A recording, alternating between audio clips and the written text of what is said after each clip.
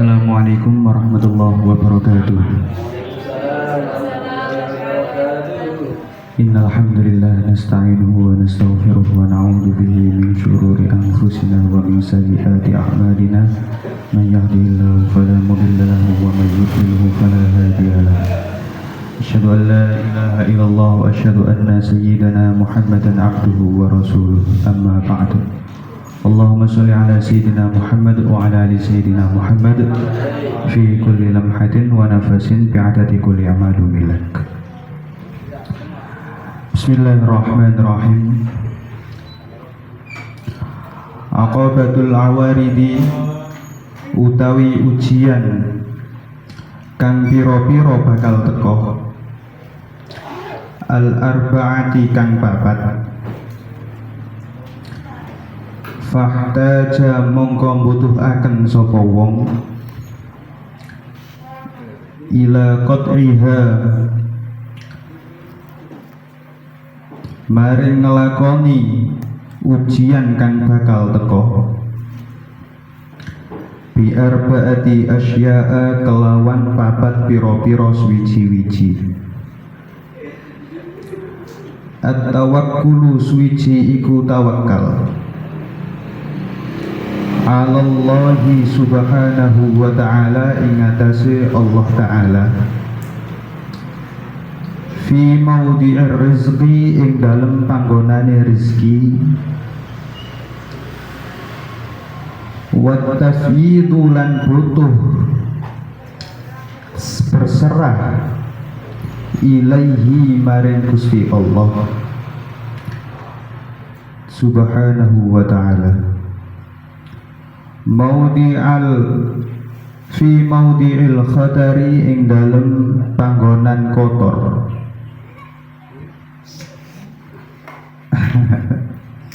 Wasabru lan sabar inda nuzuli syada'idi ing dalem nalikane turune pira-pira perkara kang abot. Waridha lan rela ikhlas inda nuzulil qada'i ing dalem nalikane turune takdir. Fa akhadha mongko ngalap sapa wong fi qat'i hadhil aqabati ing dalem ngelakoni ikilah ujian bi'idhnillahi ta'ala kelawan izine Gusti Allah ta'ala wa husni ta'yidihi lan bagus kuasane Gusti Allah. Jadi di sini musonef akan menyebutkan 4 ujian yang mana 4 ujian tersebut jika seseorang melewatinya dengan 4 perkara, maka orang itu berhasil melewati ujiannya dengan izin Allah Ta'ala. Karena musibah itu bisa menjadi ujian, itu bisa menjadi musibah bagi seseorang dan bisa menjadi hal yang akan mengangkat orang tersebut untuk semakin dekat dengan Allah Ta'ala. Karena jika datang ujian kemudian dia tidak sabar, kemudian dia tidak tawakal dan lain sebagainya itu, maka ujian tersebut adalah musibah baginya. Ujian tersebut adalah musibah baginya. Tetapi kalau ujian tersebut, aqobah tersebut dilakukan dengan 4 hal ini, maka 4 hal itu, maka ujian itu adalah sesuatu yang mengangkat derajatnya seseorang untuk lebih tinggi lagi. Seperti mana orang kelas 1 didatangkan ujian, kalau dia lulus maka dia naik kelas 2. Seseorang hidup dikasih ujian sama Allah Ta'ala, kalau dia bisa melewati dengan 4 hal tersebut, maka dia diangkat derajatnya. Semakin tinggi, semakin tinggi, semakin tinggi, maka dia akan semakin dekat dengan Allah Ta'ala. Yang pertama yaitu tawakal.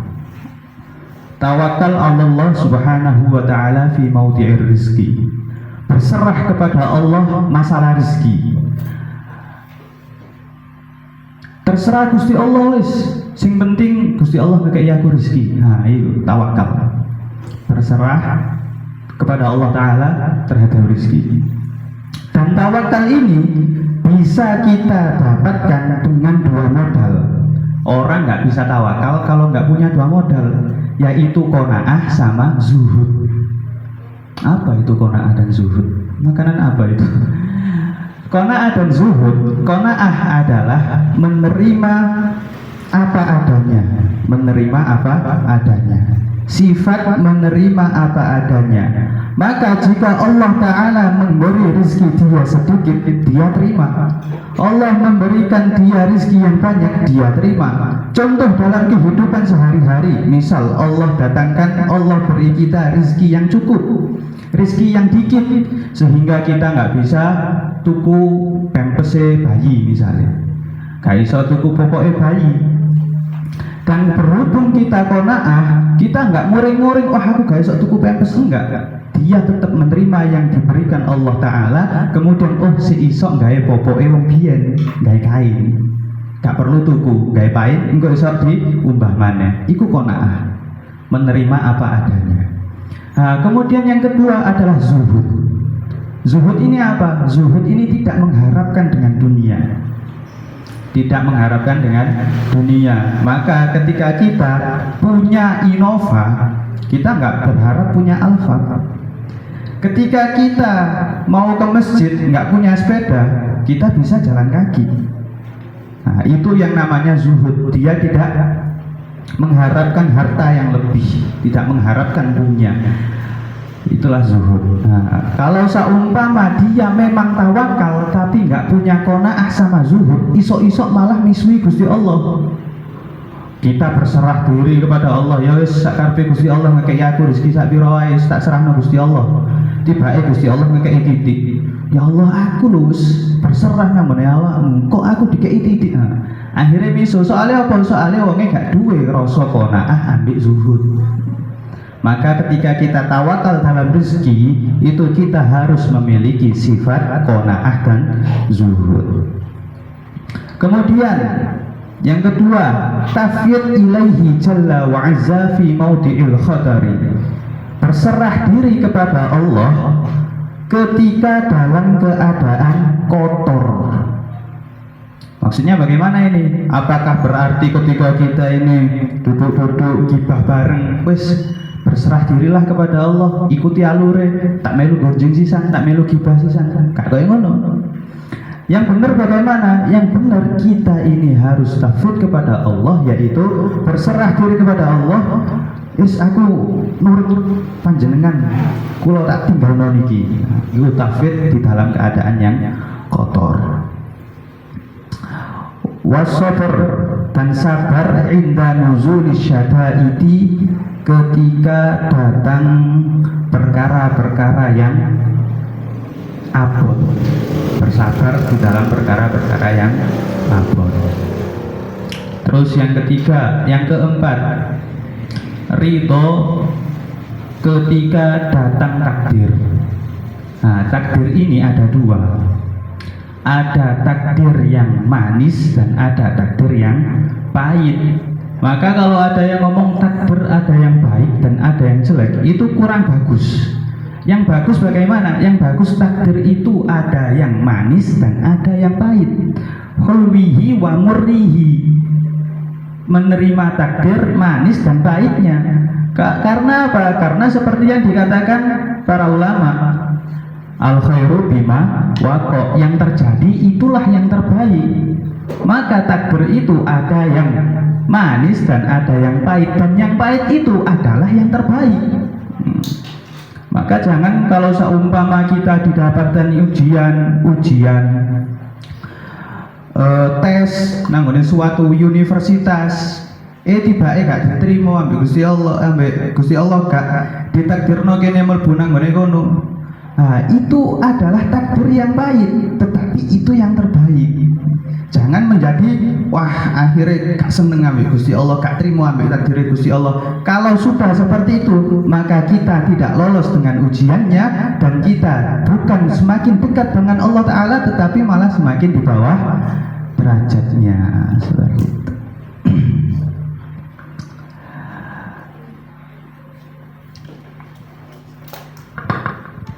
Kalau seumpama kita sudah melewati 4 ujian tersebut yang akan disebutkan oleh musonef, dan kita berhasil melakukan 4 perkara itu, maka kita melakukan menjalani ujian itu biiznillahi ta'ala wa husni ta'yidihi.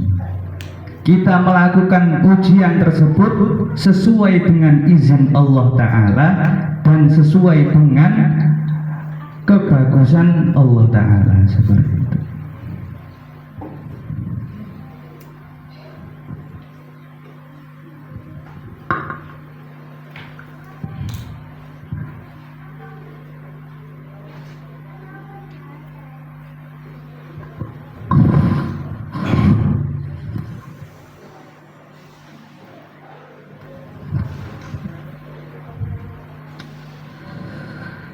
Bismillahirrahmanirrahim. Lanjut. Falamma faragha, lan ing dalam semangsane mari sapa wong bin qadriha saking ngelakoni aqabah al-arba'ah wa adalan balik ila qasdil ibadati ing atase nejo ibadah,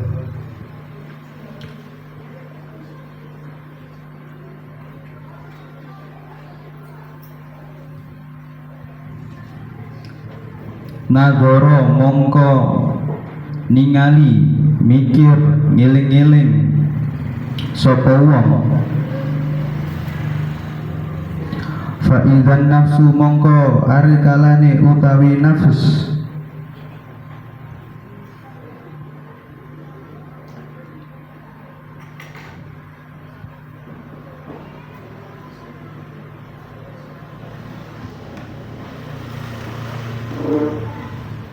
iku fatiratun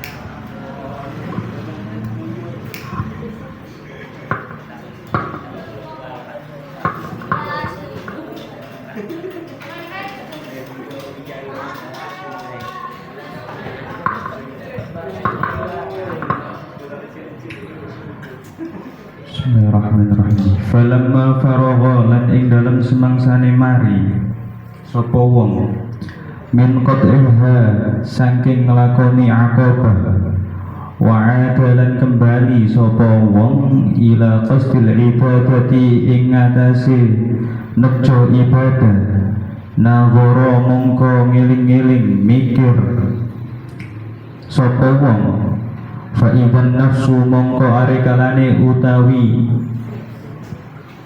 jiwa iku fatiratun kendu dha'ifatun kang lemah kasla kang males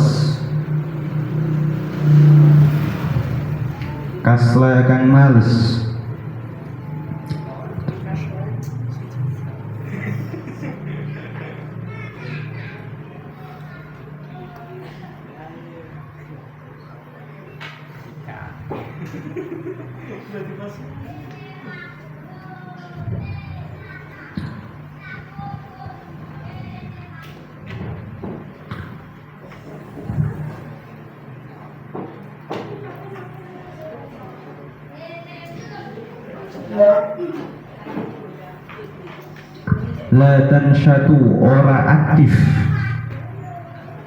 apa nafas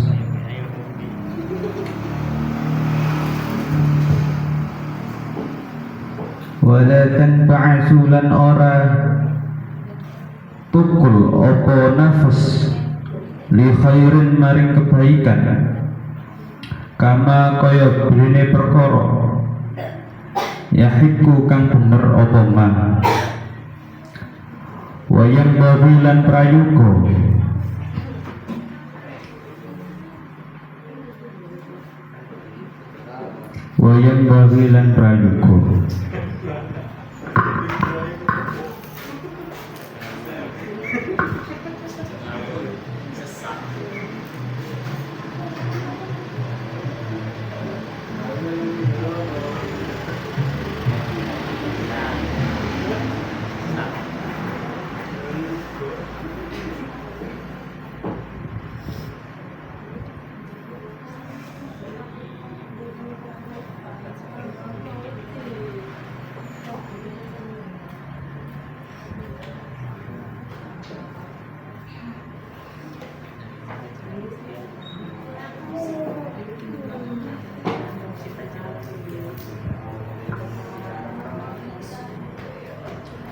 Jadi pun balik. Jadi Bismillah. Jadi pada intinya yang dari awal sampai sekarang ini adalah tentang membahas ketika kita terkena ujian. Aqabah al-awarid al-arba'ah, ujian-ujian yang 4, dan ujian-ujian yang 4 ini akan dibahas setelah ini, yaitu aqabatul aqabatus syukur dan lain sebagainya itu.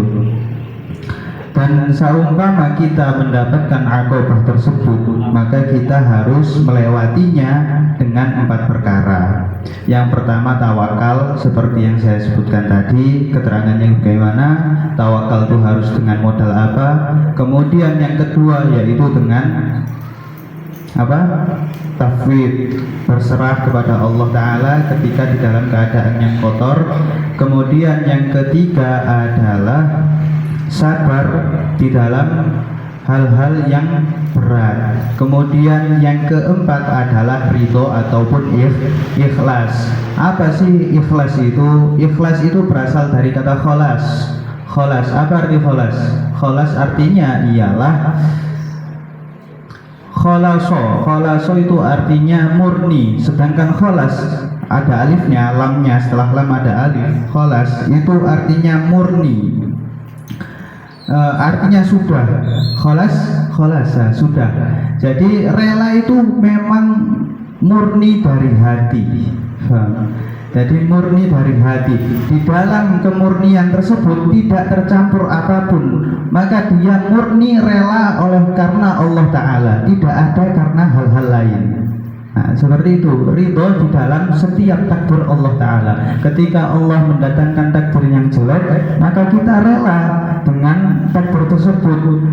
Maksudnya rela bagaimana? Maksudnya rela di dalam hati kita itu murni betul-betul rela, bahwa tidak ada alasan lain yang membuat dia sedih, yang membuat dia menerima dengan hal tersebut. Mungkin sekian mawon bagi kula, karena ilmu saya juga masih sempit, mufradat belum banyak yang tahu, masih muda juga, masih perlu bimbingan dari yang lebih tua ini. Cukup sekian dari kami, dari saya. Akhirul kalam, wabillahi taufiq wal hidayah. Assalamualaikum warahmatullahi wabarakatuh.